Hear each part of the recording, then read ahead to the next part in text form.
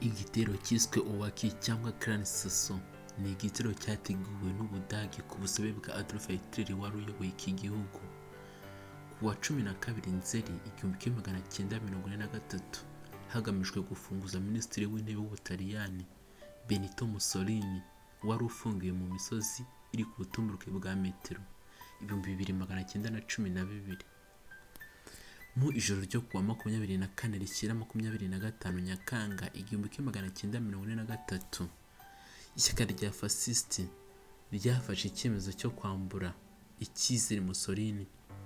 Ni nyuma y'iraswa n'itirwa ry'agace ka Sicily n'iraswa ry'amabombe ku mujyi wa Roma.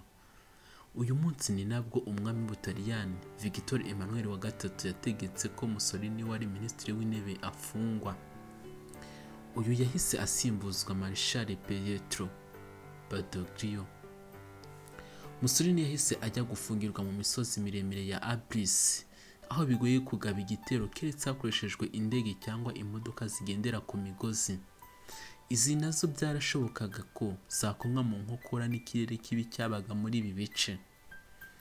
Mussolini ariko yari yabanje gufungirwa hitwa Ponza na La Maddalena. Igisirikare cy'Abadage cyakoresheje amakuru ya kode za radio ya gisirikare cy'Abataliyani kimenya neza ko Mussolini afungiwe ku gasozi karekare ka Gran Sasso muri hoteli ya Campo Imperatore, ibirometero 120 mu majyaruguru y'iburasirazuba bw'umurwa mukuru wa Roma. Icyemezo cyo gufunguza Mussolini nubwo byari bigoye, Hitler we ubwe niwe wategetse ko inshuti ye Mussolini yafungurwa n'igisirikare cy'Ubudage. Ni igitero cyateguwe na Major Herald Malo kimaze kwemezwa na General Kurt Student.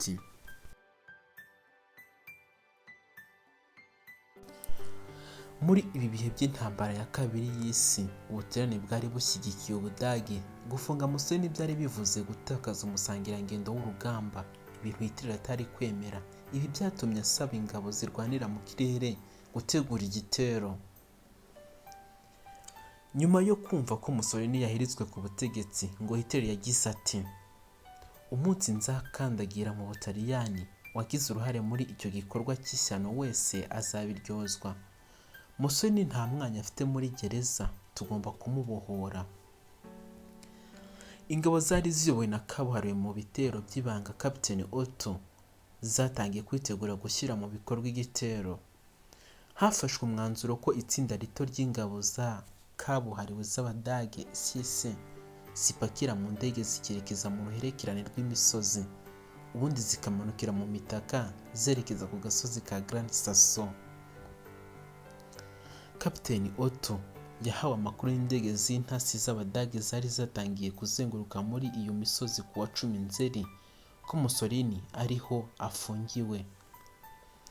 Bifashishije ahari urwuri rwa hafi aho, abandi bagana ku kabuga gato k'indege ka Akira ahagombaga kuza indege itwara Mussolini imwerekeza mu Budage. Nta kwibeshya na gake kwari kwemewe. Iki gitero kubera ko cyaberaga mu kindi gihugu rwagati, byasabaga imibare ihambaye ku ikoreshwa ry'igihe. Ikindi ni uko imiterere y'ahagabwaga igitero hari ahantu habi hahanamye. Ibintu byatumye iki gitero ku munsi cyabereyeho cyari kigijweho inyuma aho iminsi 2 biturutse ku kirere kibi ku bakoreshaga indege n'imitaka. Nubwo ari uko babibaze mu tudege duto 12 bari bavanye mu Budage, tune ntitwageze mu misozi ya Abruzzes. Irasana ry'impande zombi. Captain Otto wo muri CC nk'uko Wikipedia ibitangaza, yabanje guhamagara umuyobozi w'abarinzi basaga 100 bari aho Mussolini afungiwe, amusaba gutekereza kabiri. Yamusabye niba yumva yarwana cyangwa babireka bagatanga Mussolini nta kurasana kubayeho. Uroye nta kurasana guhambaye kwabayeho kuko hapfuye abasirikare ba Bataliyani 2 gusa muri 200 bari bahawe akazi ko kurinda hoteli ndetse n'inzira ziyerekezaho. Ni mu gihe abahakomerekeye ku ruhande rw'Abadage ari 10. Fernando Soletti wari uyoboye abarinzi yageze aho ababwira ko bareka kurasa, ibyo bituma hatabaho imirwano uyu yaje no guhungana na Kapiteni Otto. Havuze amasasu mu duce tumwe na tumwe mu gisa n'imirwano, gusa byarangiye Mussolini abohojwe nta rindi sasu ryongeye kuvuga. Bamwe mu basirikare b'Abataliyani bagaragaye ahubwo nyuma bifotozanya n'Abadage bari babateye, ndetse bamwe banasangira imivinyo. Nyuma barahaguruka bisubirira i Berlin mu Budage. Kuwa 15 Nzeri 1943 Kapiteni Otto yari agejeje Mussolini mu Budage mu birindiro bya Hitler byari hafi ya Rastenburg. Uyu yambitswe imidari y'ishimwe ku by'icyo gikorwa.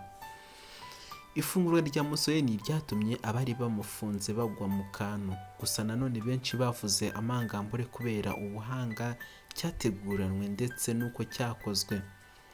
Uwari minisitiri w'intebe w'Ubwongereza icyo gihe Winston yavuze ko iki ari kimwe mu bitero bihambaye by'umurava n'amayeri mu bibayeho mu isi. Yavugaga ibi mu gihe yari ku ruhande rw'ingabo zishyize hamwe ngo zirwanye abanazi ba Hitler. Ndagushimiye cyane wowe wakoze subscribe ndetse nawe utarayikora, ndagushishikariza kuyikora. Murakoze, Imana ibarinde.